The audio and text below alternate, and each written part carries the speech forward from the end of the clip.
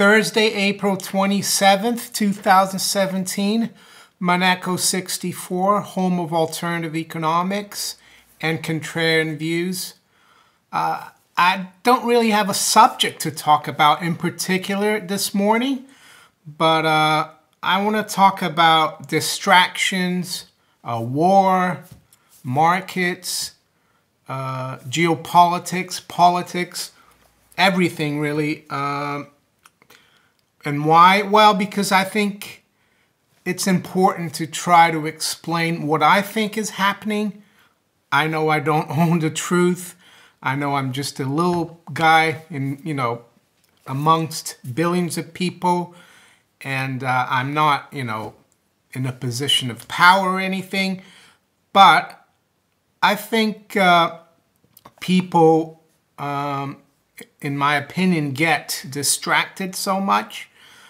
There's so much media spewing stuff out, especially mainstream TV, mainstream media in general. The reason I'm doing this video is because my wife had LBC radio on here in the UK, or in London. It's the most one of the most popular radio talk shows, and all you hear about is North Korea, Donald Trump. The pensions are not, paying pensioners enough. The government, has run out of money. The government's done this. Brexit, Labour versus Conservative, Le Pen versus Macron. There's always a, conflict. And, and that's how they keep everyone divided, because in the end of the day, we're just human beings. It doesn't matter if we're from Timbuktu or from London or from New York or from Shanghai, or if we're black, red, yellow, white, if we, believe in something or not. We're all the same. We all want the same. We want peace, freedom, prosperity, happiness. But all we seem to get is, at least in the news, all we seem to hear about is conflict, war, financial Armageddon, inflation, everything that makes people scared and worried. And I think that's part of the game. And of course, it's very difficult to be not part of the game, to get away from society. How are you going to live like a hermit in the middle of the mountains? Yeah, maybe, but not everyone is prepared to do that kind of thing. We've been living as urbanites, for the last 100 years or so. The rural society isn't there anymore.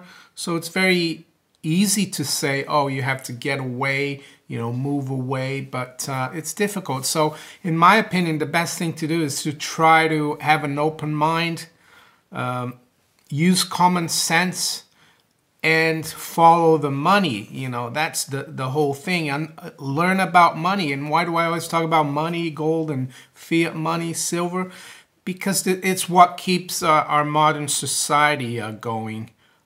Without money, which facilitates indirect exchange, we wouldn't have the modern urban society that we live in.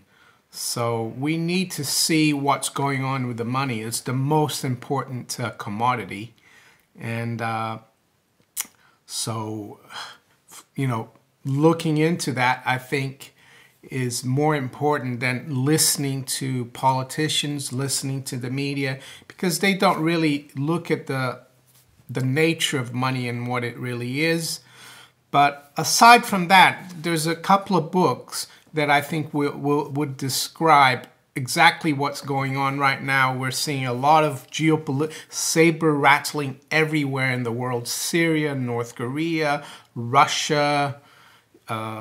It doesn't stop. I listened to a video the other day, Catherine Austin Fitz with Greg Hunter, an interview, and then they mentioned,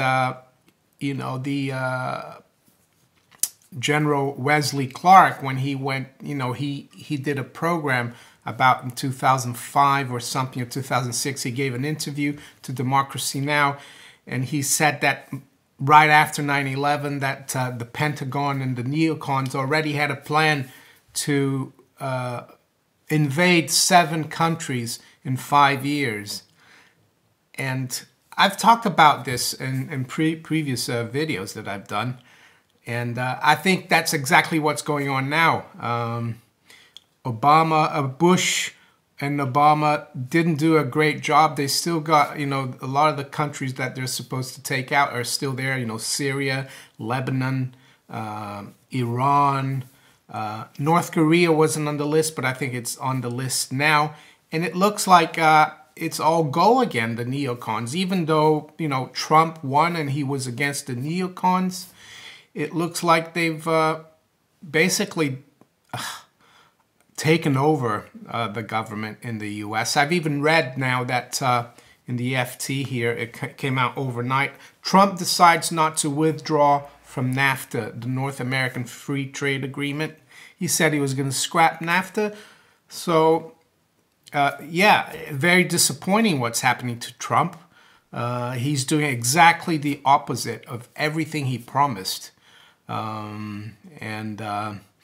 It looks like, the people who are always in charge, the deep state, I don't know who they are, but they're very powerful, probably, connected, highly connected to the intelligence services in the US, in the UK. Looks like they're still in charge. I remember always Christopher Story, who was an advisor to Margaret Thatcher when she was Prime Minister, an economic advisor. And you can Google Christopher Story, and there's some interesting videos and articles about him. He died a few years ago, and he said that the intelligence services were in charge of governments. So, and the media, I would say as well, Operation Mockingbird. But anyway, let me get to these 2 books here that I think describe exactly what's going on here right now in the world. And one of them, a lot of people, will say, oh, you're an anti-Semite. Why are you reading this? But I don't buy into that. I'm reading it because I want to know what's going on in the world. And I don't care, what people think. But this book, it's called The Protocols of the Learned Elders of Zion. And the story, I'm not going to go into the story of this book, but you can try to find it online, on eBay, Amazon. That's how I bought it. But it says here, protocol number 1. It says, and these are the elders of Zion supposedly talking. And I quote from page 21 of this edition. It must be noted that men with bad instincts are more in number than the good, and therefore the best results in governing them, think of government, governing, are attained by violence, terrorization, and not by academic discussions. Every man aims at power. Everyone would like to become a dictator if only he could. And rare indeed are the men who would not be willing to sacrifice the welfare of all for the sake of securing their own welfare. So there you go. Nothing's changed. This book was supposedly written in the late 1800s, early 1900s. That's what they prey on, people's bad instincts, the fact that people are not, in general, academic. They don't want to look at the real cause of the problems, like, our monetary system that's based on debt and not on real money like gold and silver. And the other book I want to touch upon is War is a Racket by Brigadier General Smedley Butler. He wrote this. It's like a little pamphlet, really. It's only about 58 pages. And I think he wrote, he was a Marine in the U.S. He was involved, it says here, born Westchester, Pennsylvania, 1881, educated Haverford School, awarded 2 Congressional Medals of Honor, capture of Veracruz, Mexico, 1914, capture of Fort Riviere, Haiti, 1917, Distinguished Service Medal, 1919, Major General, United States Marine Corps, retired October 1st, 1931. And after he retired, he campaigned against war. And he said that war is a racket, basically. And I read from the chapter 1, it says, "War is a racket. It has always been. It is possibly the oldest, easily the most profitable, surely the most vicious. It is the only one international in scope. It is the only one in which the profits are reckoned in dollars and the losses in life." So, and that's what we're getting now. I guess, you know, this war on terror we've had since 2001, that's a war that hasn't ended. And it's all about profits and control. And what we're getting now as well, all the saber rattling about North Korea, Syria. We might not be at war with North Korea, but, you know, it could trigger a war, and it keeps people, you know, it gives also governments the excuse to increase military budgets, you know, to keep the profits going. And in the back of the page here on page 58, you can see here, he's got a comparison about the profits before World War I and after World War II. And I'll go through a few of them here. And it goes by companies, average profits in the last pre-war year, average profits during the 4 years of war. So it goes U.S. Steel, 105,331,000 average profits before the war, year before the war. Average profits during the 4 years of war, 259 million. So they went from making 105 million to making 259 million during the war. They doubled their profits. DuPont, 6 million just before the war, 58 million during the war they made. So huge profits. Bethlehem Steel, 6.8 million pre-war, 49 million during the war. What else have we got? Republic Iron and Steel, 4 million, and then 17 million. So you get the idea.